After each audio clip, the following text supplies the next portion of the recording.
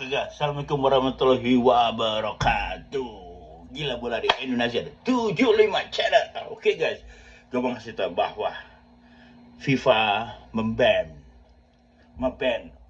Pokoknya Malaysia ketahuan ciring. Dia memasukkan 7 pemain naturalisasinya dari Central Amerika yang tidak ada hubungannya dengan Malaysia.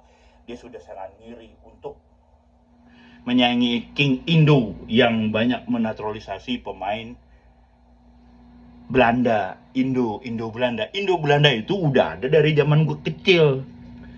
Sangat tahu Indo Belanda itu udah ada dari zaman gue kecil.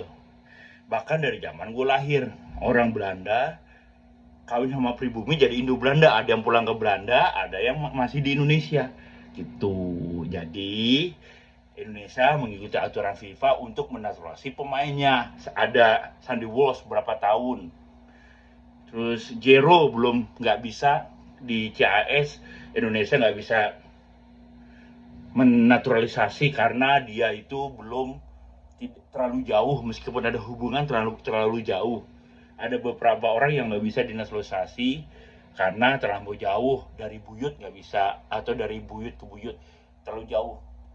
Malaysia 7 pemainnya didenda 45 juta dan farmnya Malaysia didenda 7 miliar rupiah atau 7 miliar dolar, gue nggak tahu, yang jelas didenda.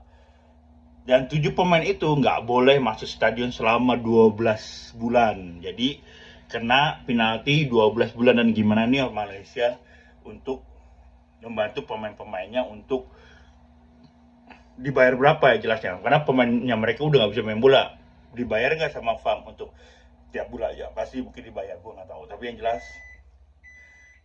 Malaysia akhirnya memasukkan pemalsuan dokumen 7 pemain itu yang tidak ada darah Malaysia sama sekali. Ya guys, kasihan yang Vietnam kalah sama Malaysia 3-0 itu, mungkin di ban, dikasih ke Vietnam. Itu aja guys, pokoknya Malaysia ke game ketahuan. Dan mereka mencurigai bahwa Erick Thohir yang lapor. Erick Thohir itu sih ribet, BUMN, sekarang Menpora, dulu PSSI, punya perusahaan juga, ribet nggak ngurusin lu.